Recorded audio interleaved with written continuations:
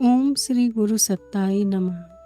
गुरुदेव माता जी को हृदय में साक्षी रखते हुए आज पुनः स्वाध्याय करते हैं सपने झूठे भी सच्चे भी पुस्तक का, जिसके लेखक पंडित श्री राम शर्मा आचार्य जी हैं। डे 7 में कल हमने पढ़ा कि डॉक्टर क्लिंटन ने यह सिद्ध किया अपने एक यंत्र के द्वारा, जिसके नाम इलेक्ट्रो इनकेफेलोग्राम था, कि जब व्यक्ति जो है गहरी निद्रा में होता है तभी उसे गहरे स्वप्न भी आते हैं, जो कि एकदम उनको क्लियर समझ में आती है, चीज़ें बहुत ही अच्छे से समझ में आती है जब वो गहरी नींद में होता है। और उसी समय जो होते हैं, जितने सार्थक स्वप्न होते हैं वो उसी समय आते हैं। जैसे जीव की स्वाभाविक क्रिया सांस लेना है, वैसे ही स्वप्न देखना भी एक स्वाभाविक क्रिया है, ऐसा भी बताया उन्होंने। क्योंकि जब हम गहराई से नहीं सोते हैं तो फिर हमें स्वप्न नहीं आते हैं। हम जैसे तैसे अगर सोते हैं तो बहुत अच्छे स्वप्न नहीं आते, फिर कुछ भी आता जाता रहता और फिर हमें याद भी नहीं रहता।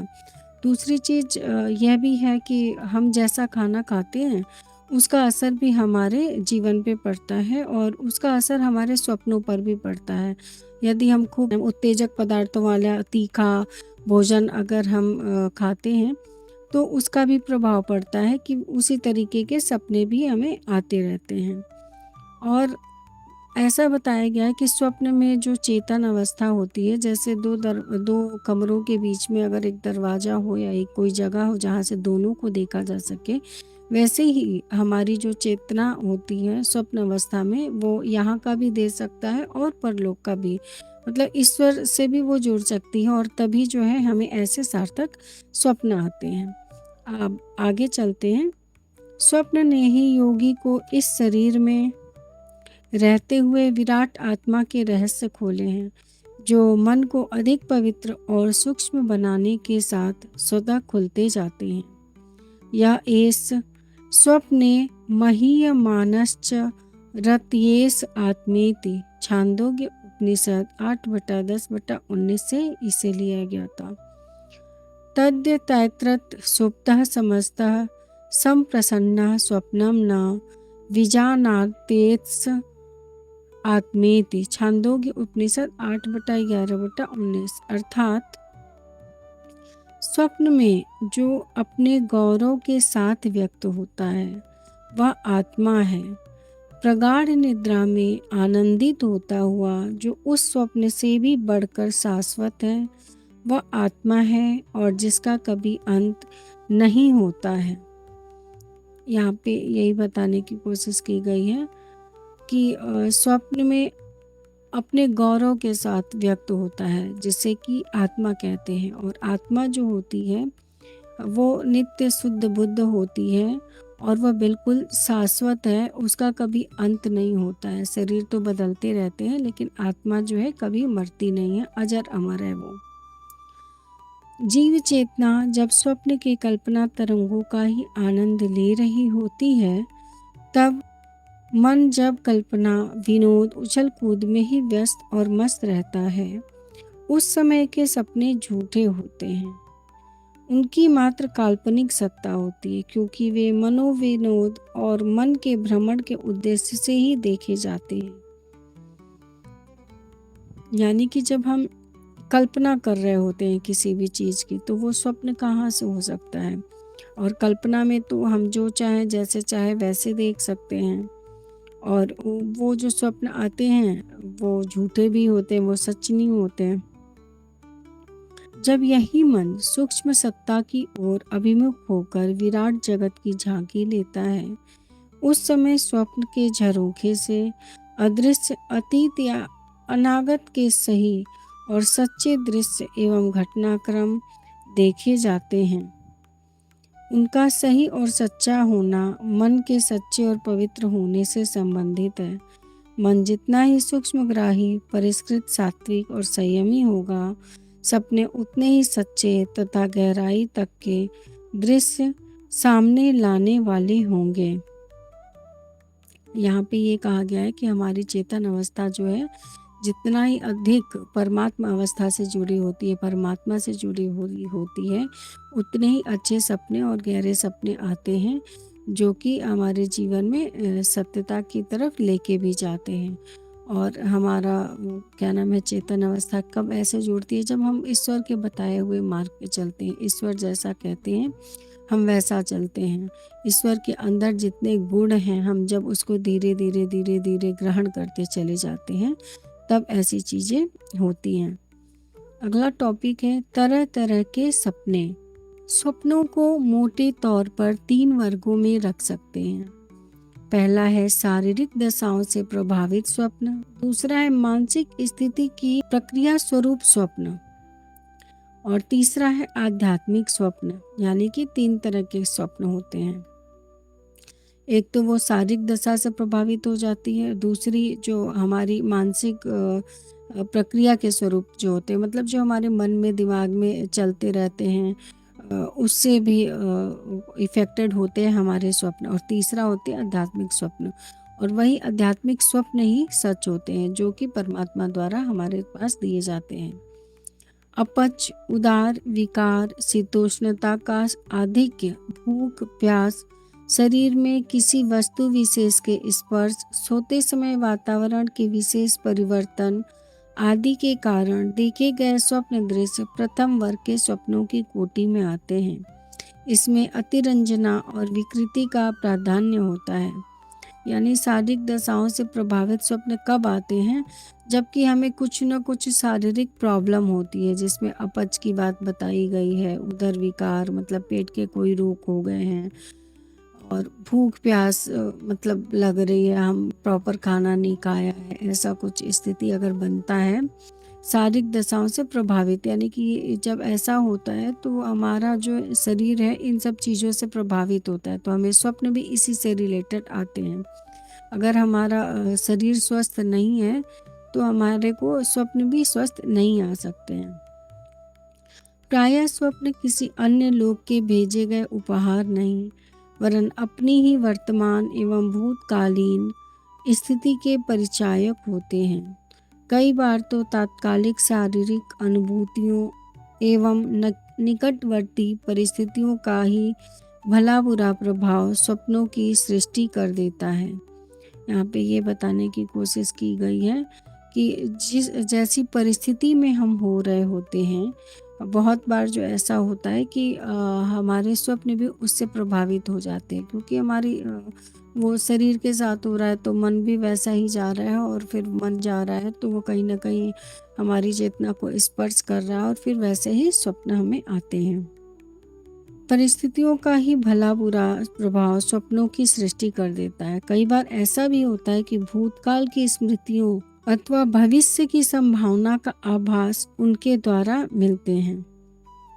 स्वप्नों पर आसपास के वातावरण का, जिनमें व्यक्ति की दैहिक स्थिति भी शामिल है, स्पष्ट प्रभाव इस तथ्य का परिचायक है कि उस समय हमारा सशक्त अवचेतन सक्रिय रहता है। वह अपने संस्कारों के अनुरूप अब उसकी अनुभूति करता है। यदि आहार ज़्यादा लिया गया हो तो आमाशय एवं मस्तिष्क अधिक रक्त प्रवाह से उत्तेजित रहते हैं। यह उत्तेजना स्वप्नों के रूप में व्यक्त होती है, और स्वप्नों का स्वरूप व्यक्ति के मन के ढांचे के अनुसार भिन्न भिन्न होता है।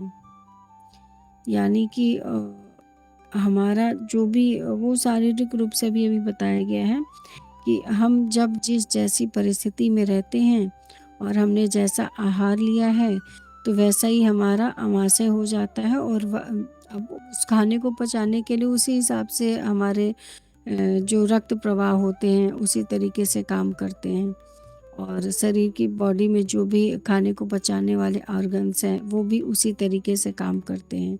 तो उस समय जो स्वप्न आते हैं वो अलग होते हैं, और वो भी हर व्यक्ति के साथ अलग अलग हो सकता है। प्यासा आदमी स्वप्न में जलाशय की तलाश में फिरता है, और शौच की इच्छा होने पर टट्टी जाने के लिए स्थान ढूंढता है।